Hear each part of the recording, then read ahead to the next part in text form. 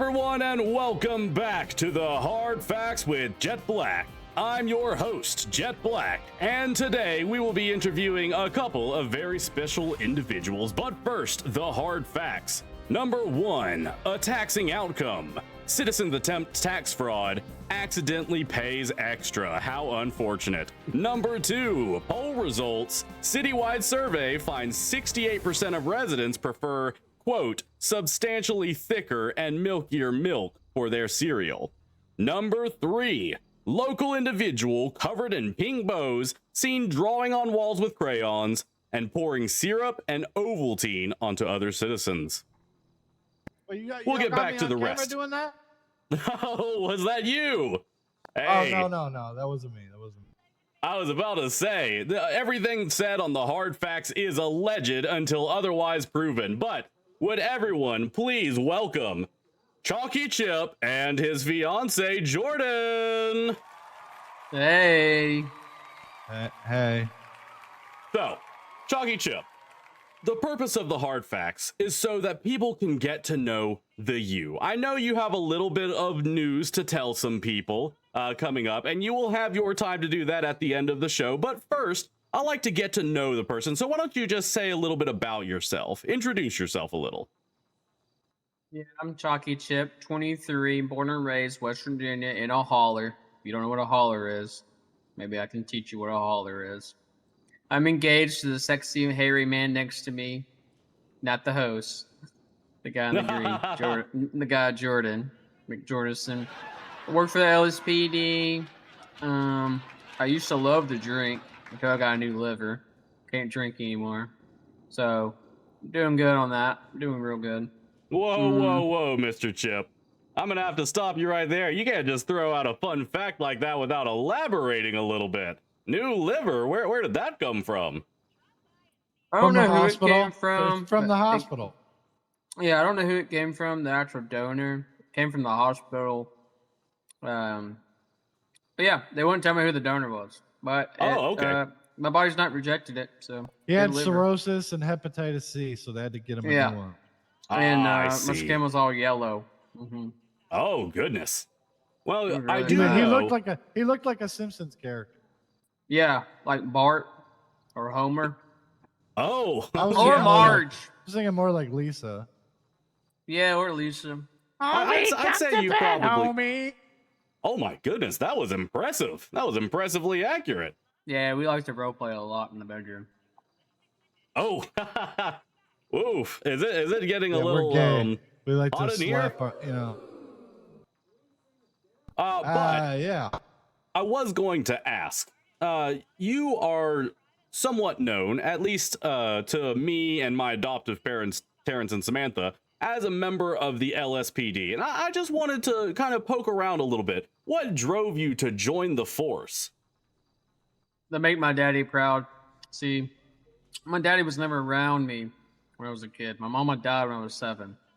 Died in a meth lab, blew up. She was cooking. She blew the entire trailer park. Looked like the damn meter had done struck the holler. She killed 55 mamas, 55 daddies that day. Luckily, all the kids were at school. Daddy was never around. He worked for a police department. Long story short, he loved the job more than he loved us. Only 2 times I saw Daddy was when I was coming out of my mom's pussy, and then when he came from Mama's funeral. Well, that is fair enough. Do you enjoy your time on the force? I love it. Love community policing. I love it. All right. Well, at least it all worked out in the end. I am sorry to hear that tragic story. It's okay. It makes me feel like I have a family. And, that's how I found this cutie patootie.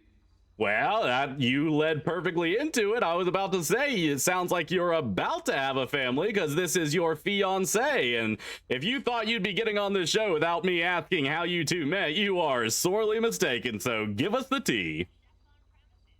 Yeah, I can answer that one. Yeah, go ahead. Go ahead. Is that okay? Am I allowed to talk in this or? Absolutely. I thought this was a fucking game show by BTW. But anyway. Oh, we'll get there. We're in the interview segment. So we met on duty. We realized that we like to do the same kind of stuff. We like to do traffic stops and arrest bad people. Also, we found out that we like the same kind of beer, so we just figured, you know what? Bush Light. Let's just take this to the next level, and let's get married and have sex with each other. No. Yes, indeed. Well, I guess different things bring different people together. But if you're so keen on getting to the game shows, we can start it. Now, the first one is a little something called Civic Report Card. And because we have two people on here, I would like Jordan to give his response to it as well. But we're going to be grading Mr. Chip here. So basically what it is I'm going to give you a topic, and you're going to give me a grade A through F on how you think you rank in regards to the topic. Are you prepared, Mr. Chip? Yeah. Topic number one. 1 through 10. 1 through 10, 1 through 5. What? Sorry, what? Oh, it's a letter grade. You said letter grade. A through Yeah, F. letter grade. A through F. Indeed. And I'm gonna have Mr. Jordan talk before you. Mr. Jordan, how would you rate your fiance on public speaking? Is A the best one? A is the best, F is the worst. Okay, public speaking, I would say that he's A plus. Oh, A plus. They're not all going to be A plus. I hope, Mr. Jordan. Are you keeping this honest, or are you a little biased? Well, I mean, if you talk about his dick game in the bed, I might have to give him a C. Whoa. No. We won't be asking about that. Well, Mr. Chip, Listen, do you man, agree with the A plus? I came on this game show to be truthful, and you're basically calling me a goddamn liar right now. Am I going to be truthful about everything? Yes. The answer's yes. You know, I would give myself a B plus. I'm not really good at pronouncing words. Pronunciation. His pronunciation is fucking fantastic. All right, it's A plus. Well, I suppose I'll just have to average out between that A plus and B plus and give you just a solid A. Number two, what about criminal suspicion? If someone looks at Mr. Chip on any given day, do you think they'll think he is a criminal? All right, this is the question for me. Yes, you will answer first. Yeah, I'm gonna think. Yeah, I would get. I don't know if you want me to grade him on that. But even when in the police uniform, people think he's a criminal. Yes. Oh, wow. Mr. Chip, would you agree? They think I'm a criminal? No, they don't think I'm a criminal. They know I'm a good guy. So one of you saying A and one of you saying F. I'm going to have to give your criminal suspicion a C on the report card. And the last topic, and this is very crucial for being a LSPD driver. How's your driving record, or how is his driving record, Jordan? Okay, well, his parallels are the best parallels in the goddamn state, and that's a fact. Wow, high praise. I gotta say, even coming from Vice City, a very drive-centric city, the parallel park is kind of the final boss. Mr. Chip, do you agree with this? Yeah, I do agree. I think we need more people trained on it. We don't do it enough. People just follow people through alleys. Do you want to give any tips to anyone out there who struggle with parallel parking? I gotta take my dick pills. Yeah. Oh, go ahead. Oh, I'm taking my dick. He's taking his dick pills. Yeah, my tip is if you're parallel or you're secondary or you're tertiary and they're going through an alley, don't follow. Go around. One go on the right, one go on the left. And then they're going to come at the end of the alley and they're either going to make a left or a right. And there you are. You're paralleling. Because if that person in the front fucks up in the alley, guess what's going to happen? You're going to fuck up and you're going to hit them in the back of their vehicle and you're both going to be crashed. And then guess what? Suspect's gone. Ah, I see. Okay. Well, anyone out there, if you're having a little trouble catching that suspect, listen to Mr. Chip's advice. So, first one, you got an A. Second one, you got a C. And then an A plus. I'd say overall, that is a passing civic report card, Mr. Chip. Very nice. Now, the hard facts is all about getting down to the truth, getting underneath the surface and finding out what it is that people may be hiding. And I have heard some alleged stories about you, Mr. Chip. Allegedly, which is a topic on this show, I will say to those who are unfamiliar, where I will present a scenario and Mr. Chip can spin it, deny it, or otherwise approve of it in any way he chooses. Allegedly, Mr. Chip, I heard that you had been volunteering at the hospital as a substitute for therapy dogs. Would you care to comment on this? Yeah, allegedly I was there with the older fella. His therapy dog was getting groomed, and it was a fella I was helping out on a call the other day because his cat was stuck in a tree. Me and Jordan here Aw. helped the fella allegedly get his cat out of the tree. Right.